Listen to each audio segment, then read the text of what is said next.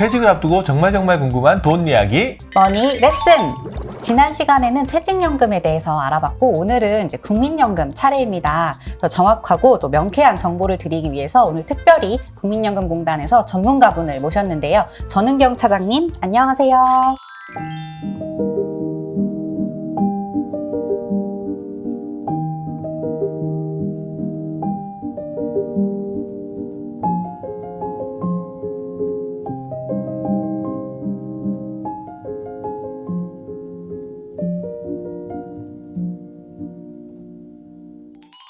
주된 직장에서 이제 퇴직하고 난 이후에 국민연금 수령을 하기 전까지 이제 국민연금 보험료 납부가 이제 어떻게 되는지 좀 상황별로 좀 질문을 하려고 하는데, 이제 처음은 퇴직을 한 후이기 때문에 실업 상태잖아요. 신고를 따로 해야 되는지 아니면 이제 자동으로 지역가입자로 좀 변경이 되는지 좀 궁금합니다. 실업 상태가 되면 일단 퇴직을 하게 되면 국민연금은 사업장 가입자에서 지역가입자로 이렇게 전환을 하게 되어 있어요. 별도로 그래서 신고 절차는 없는가요? 네, 아니요. 전환을 하는데 신고 절차가 있죠.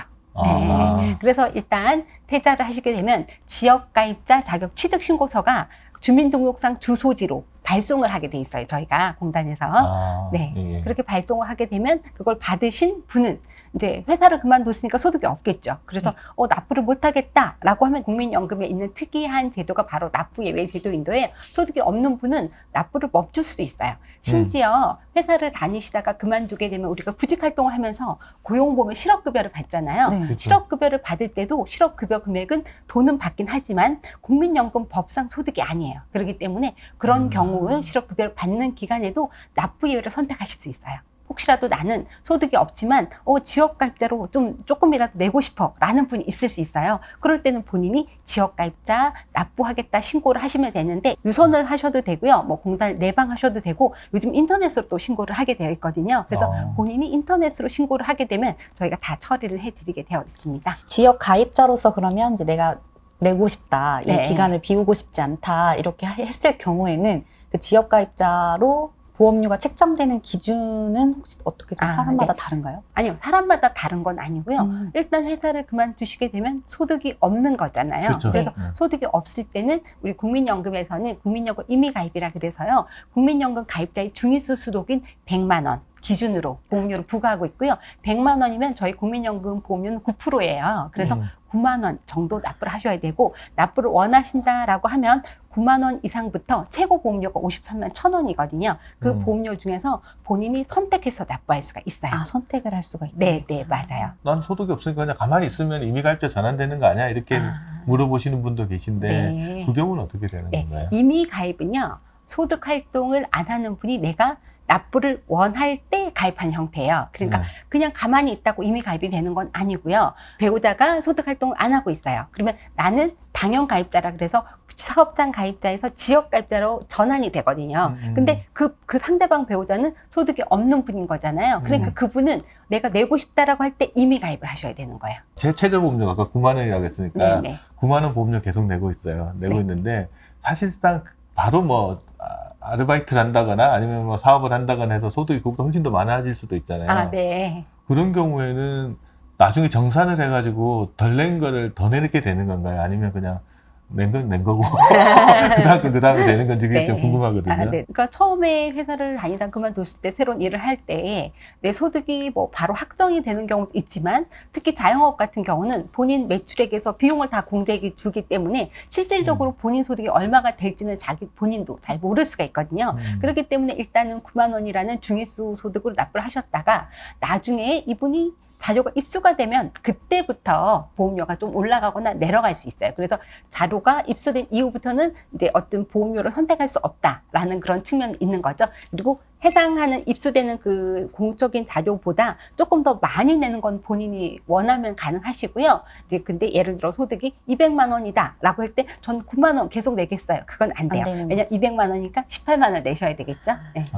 일단은 처음에는 낮게 신고해가지고 첫 번째 소득 자료가 증명될 때까지는 그냥 자기 신청한 대로 내는 거고, 네, 맞아요. 그 다음에 네. 소득 자료가 증명이 되고 나면 그 다음부터는 그 소득의 기준에서 이제 그렇죠. 보험료를 책정한 대로 내야 된다. 네, 네, 맞습니다. 네. 저 이거 진짜 궁금했었는데 아, 네. 명쾌하게 좀 해결이 된 것 네, 같습니다. 네. 공단에서 안내를 받아서 이렇게 신청을 하면 되는 거네요. 네, 맞습니다. 아, 네. 그러면 이제 좀 실업 상태였다가 다시 이제 열심히 구직 활동을 해서 재취업을 하시게 된 거예요. 그럼 네. 이제 지역 가입자였다가 이제 사업장에서 가입을 하는 직장 가입자로 좀 네. 자동 전환이 이렇게 되는 건지, 그리고 네, 네. 실업 기간 동안에 이제 못 냈던 것들이 있다면 그걸 또 다 몰아서 내가 나중에 좀 이렇게 내도 되는지 궁금합니다. 그렇게 네. 되면 회사에서 신고를 하게 돼 있어요. 음. 사업장 가입 취득 신고가 되면 자동으로 지역 가입자 신고는 상실이 되세요. 다만 네. 회사에서 담당자가 취득 신고를 하겠죠.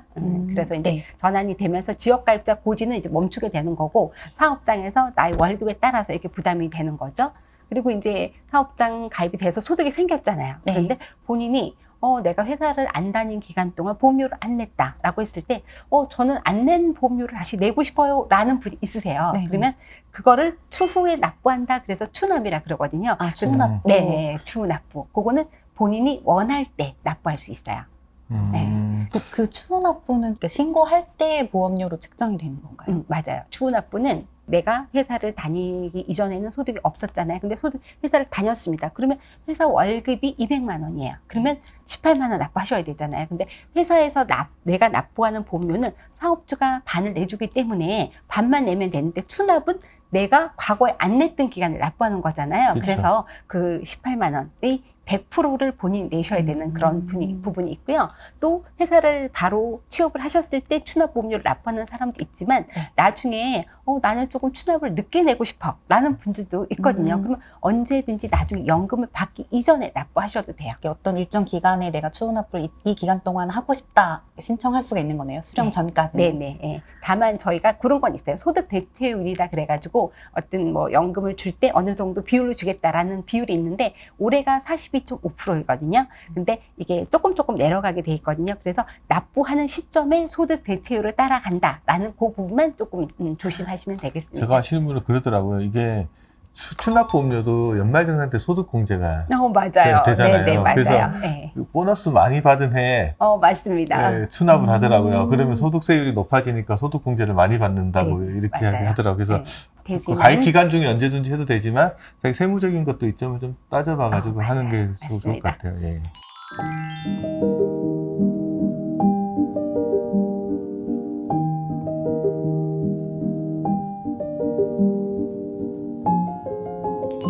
그리고 한 거 궁금한 게 조금 하나 있는데 실업 크레딧이라는 제도가 있잖아요. 네네네. 그게 이제 퇴직하고 나서 소득이 없을 때 구직급여 받을 때 실업 크레딧 신청하면 보험료 일부만 내고 이제 가입 기간 인정해 준다는 제도인데 네네. 그럼 실업 크레딧 기간 인정받는 기간 동안도 내가 지역 가입자로서 이렇게 보험료를 계속 내면 그게 더블 카운팅이 되는 건지 맞습니다.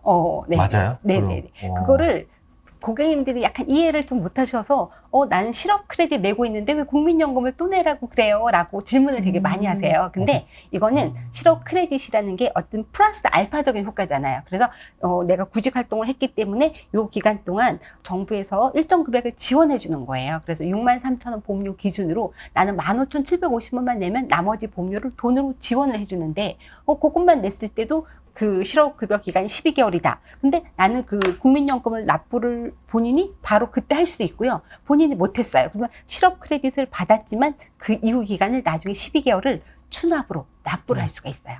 굉장히 그 해에는 어떻게 보면 내가 국민연금 납부도 했고 그다음에 실업 크레딧도 했다. 그럼 1년이 12개월이에요. 근데 그 해는 24개월 가입 기간을 확보할 수 있는 아주 좋은 방법입니다. 그 실업 크레딧은 가능하면 신청을 하고 가입 기간을 늘려가는 게 훨씬 더 좋은 방법이겠네요. 실업 크레딧은 참고로 이제 혜택을 좀 많이 드리는 거다 보니까요. 60세 이전에 발생하는 실업 기간만 해당이 되고요.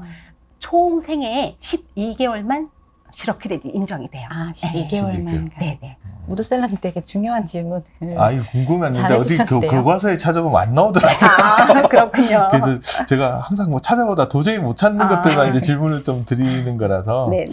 제 취업까지는 안 가더라도 이제 프리랜서로 일하시는 분들도 꽤 많으시잖아요. 네. 그 프리랜서 일하시는 분들 중에 그럼 소득이 잡히면 자연스럽게 국민연금공단에서 이제 보험료 내라고 고지서가 날라오잖아요. 네네, 그렇죠. 날라왔는데도 무시하고 안 내시는 분들 꽤 많으시더라고요. 네. 생각보다는. 네. 그런 경우에 뭐 불이익 같은 게 있는지 아니면 그 나중에라도 내면 되는 거 아니야? 이렇게 하시는데 그게 되는지 좀 그 되게 궁금해 하시더라고요. 네. 프리랜서 되는 분들이 이제 소득이 있는데도 불구하고 납부를 안 할 때 불이익이라 그러면 이런 거예요. 국민연금 고지가 됐어요. 근데 납부를 못 하셨습니다. 그러면 그 국민연금 보험료는 3년간의 소멸시효를 적용하고 있어요. 그래서 3년이 지나면 1개월씩 납부를 못 하도록 권리가 의무가 없어지는 거죠. 근데 납부를 못하도록. 못해요. 네네. 어. 소멸시효가 돼가지고 못하는 거예요. 그러면 나중에 그분이 오랜 시간이 지나서 나 옛날에 국민연금 안 낸 거 있어서 납부하고 싶어요 라고 공단에 내방했어요. 근데 고지가 됐는데 납부 안 한 거는 납부를 할 수가 없어요. 다만 고지가 된 보험료가 미납이 돼서 살아있는 기간 소멸시효가 지나지 않은 보험료는 납부를 할 수 있고요. 그 이전의 보험료는 납부를 못 한다는 그런 불이익이 있습니다. 그럼 납부를 못하게 되면, 그러니까 나 지금 납부를 좀 하기 어려운 상황이다라는 좀 이렇게 증명이나 신청을 해야 되나요? 맞아요. 네, 그래서 내가 혹시라도 소득이 없다. 예를 들어 어떤 A라는 회사에 프리랜서 일을 하다가 그만뒀을 수도 있거든요. 그러면 이 회사 그만뒀다라는 증명서, 뭐 해촉 증명원이라든가 그런 증명서를 낼 수 있거든요. 그걸 내셔가지고 얼른 납부를 중단하셨다가 나중에 소득이 생길 때 다시 납부하신다라는 식으로 납부 예외 하시는 것이 신청. 중요합니다. 그럼 미납보험료는 나중에 낼 때 뭐 이자를 더 낸다거나 뭐 이런 게 있나요? 네. 국민연금의 징수, 고지해서 징수하는 업무는 건강보험에서 지금 약간 일부 업무가 이관이 되어 있어요. 국민연금 보험료지만 4대 보험료 징수를 건강보 하기 때문에 거기다 연체료가 부과돼야 되죠. 왜냐하면 성실하게 납부를 열심히 하고 있는 사람들을 보호해줘야 되잖아요. 그렇죠, 그러다 그렇죠. 보니까 좀 늦게 납부하게 되면 일정 %의 가산금을 부과를 하고 있습니다.